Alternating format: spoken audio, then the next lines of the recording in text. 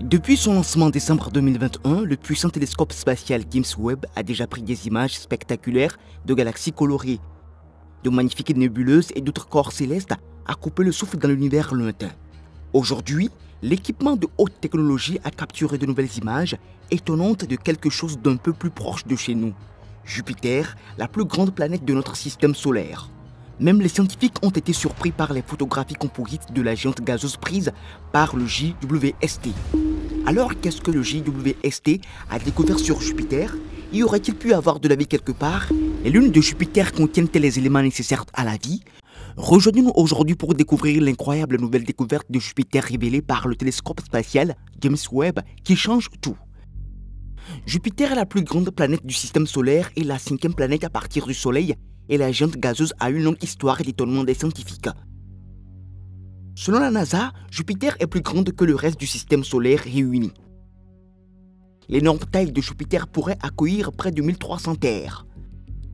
Jupiter a très probablement été la première planète à se former dans le système solaire puisqu'elle a été formée à partir de gaz provenant de la formation du Soleil. S'il avait été environ 80 fois plus massive à sa naissance, elle serait devenue sa propre étoile. L'atmosphère de Jupiter, qui est principalement composée d'hydrogène et d'hélium, est équivalente à celle du Soleil. La grande tache rouge est la plus grande et la plus connue des tempêtes, mesurant 2 fois la taille de la Terre. La découverte en 1610 par Galilée des 4 énormes lunes de Jupiter, Io Europa, Ganymède et Callisto, a transformé notre vision de l'univers et de notre rôle dans celui-ci. Lorsque les premières images du télescope James Webb ont été publiées récemment, le monde entier a été stupéfait et émerveillé.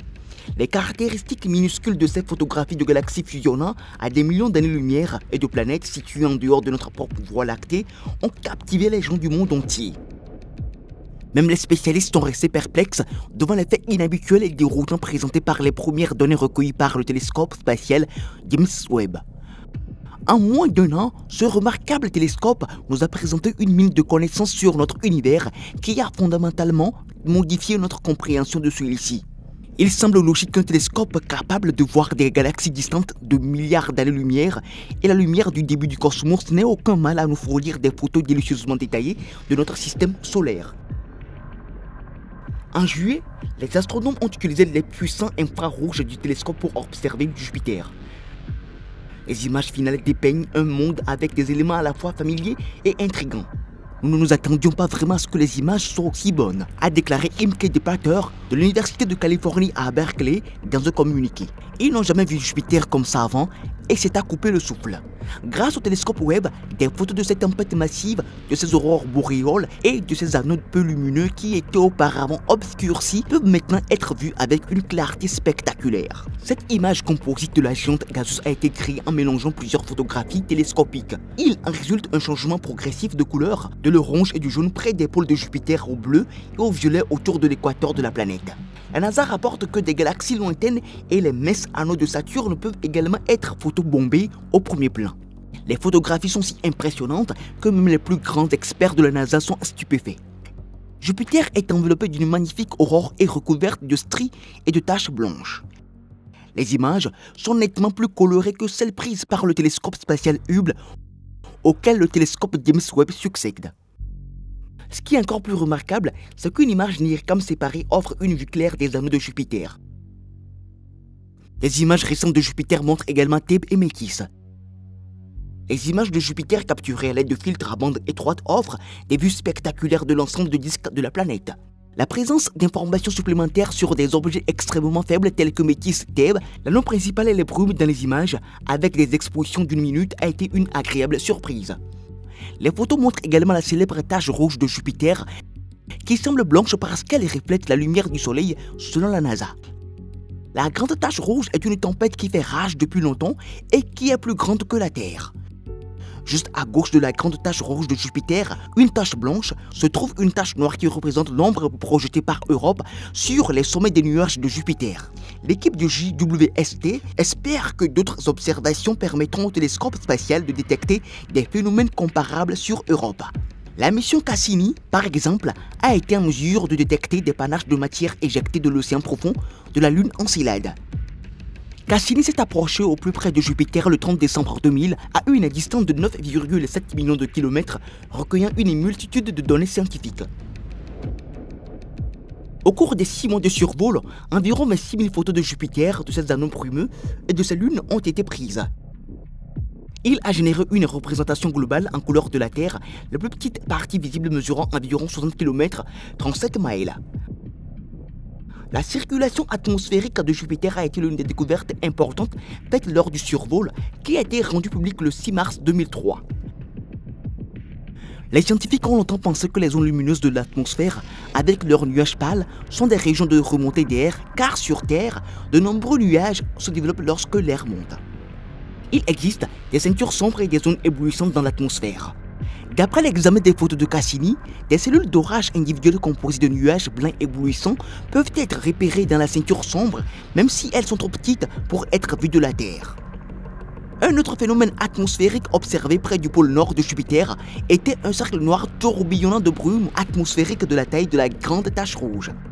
Les balayages infrarouges ont révélé des caractéristiques de circulation près des pôles, comme des bandes de vent sur toute la planète et des bandes adjacentes se déplaçant dans des directions opposées. La même annonce comprenait des informations sur les anneaux de Jupiter. La découverte de particules de forme régulière dans les anneaux, par opposition aux particules sphériques, suggère qu'ils ont très probablement été formés par des collisions de micrométéorites sur la lune de Jupiter, très probablement Métis et Adratea. Des preuves précédemment découvertes suggèrent que la rotation rapide de Jupiter et l'éruption de soufre et d'oxygène des volcans sur Io, la planète la plus active du système solaire sur le plan volcanique, génèrent un système de courant électrique qui alimente les puissantes aurores visibles près des pôles de la géante gazeuse. Jupiter effectue une rotation toutes les 9,5 heures et fait plus de 11 fois la taille de la Terre. Io, la lune de Jupiter, contient environ 400 volcans actifs qui libèrent régulièrement de la lave à des dizaines de kilomètres dans l'air. Io tourne autour de Jupiter à une distance moyenne d'environ 262 000 miles, 422 000 km. Ces émissions génèrent des particules chargées électriquement au plasma lorsqu'elles tombent dans l'orbite de Jupiter. Alors que le spectrographe imageur de Hubble étudie la force des aurores de Jupiter, les recherches de Juno sur le champ magnétique donnent une vue complète de l'environnement plasma externe de Jupiter et des courants électriques qui le traversent. La majorité de la matière expulsée de Io est rejetée par la rotation rapide de Jupiter et au fur et à mesure que la matière se dirige vers l'extérieur, la vitesse de rotation de Jupiter ralentit. Les experts ont révélé que Jupiter s'efforce de maintenir la vitesse de rotation de cette matière en utilisant des courants électriques pour traverser sa haute atmosphère et sa magnétosphère, où le champ magnétique de la planète est le plus important. La substance de la magnétosphère et le système de courant électrique se livrent alors à une lutte électromagnétique acharnée. La matière traverse la haute atmosphère de la planète et se mélange avec les gaz générant des aurores lumineuses vives en décédant les lignes du champ magnétique de Jupiter pour revenir vers l'impulsion de la planète.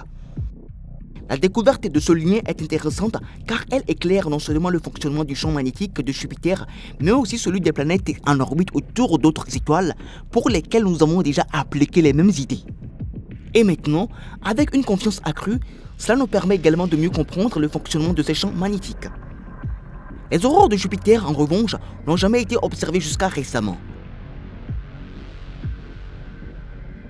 Le télescope satellite James Webb a pris des photos des aurores boréales et australes de Jupiter ainsi que de sa brume polaire.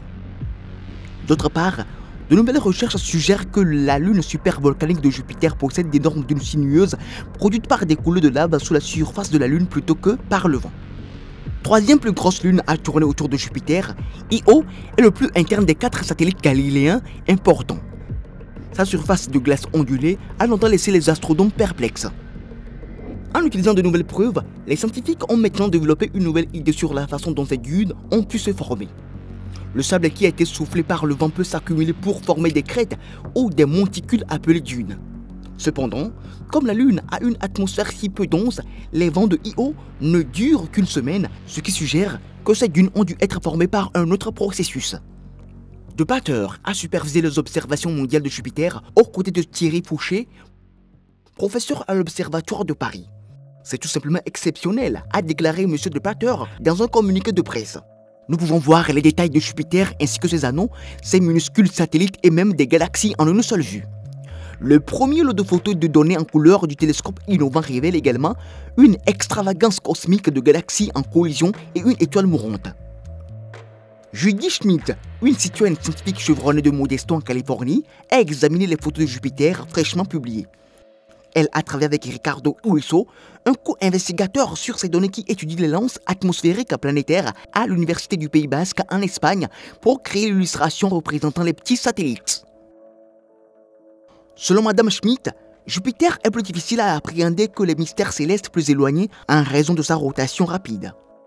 On dit que Jupiter a les mêmes composants de base qu'une étoile, mais qui n'a jamais été assez grand pour s'enflammer. Il possède également des anneaux, mais ils sont plus sombres et constitués de poussière spatiale plutôt que de glace, comme le sont les anneaux de Saturne. Les deux lunes mineures de Jupiter, Amalthea et Adrastea, ainsi que ses anneaux faiblement visibles, sont représentés sur les nouvelles images. Amalthea est le cinquième plus grand des 53 satellites nommés de Jupiter et le premier à être identifié après les 4 lunes galiléennes. Amalthea est la troisième lune la plus proche de Jupiter avec une orbite complète de moins de 12 heures. Amalthée a été le dernier satellite planétaire découvert directement ou par l'intermédiaire d'un télescope plutôt que par un équipement d'imagerie tel qu'un satellite ou une sonde. Amalthée est le plus mystérieux des satellites de Jupiter. Comme il n'y a pas eu beaucoup d'observations approfondies, nous ne savons pas grand-chose avec certitude sur Amalthée. Il s'agit d'un corps pierreux dont le rayon moins est d'environ 51,88 miles, selon la NASA, 83,5 km. Il a la forme d'une pomme de terre, fait partie du groupe des lunes intérieures avec Métis, Adrastea et Thèbes et parcourt 172 717 miles autour de Jupiter en 11 heures et 54 minutes.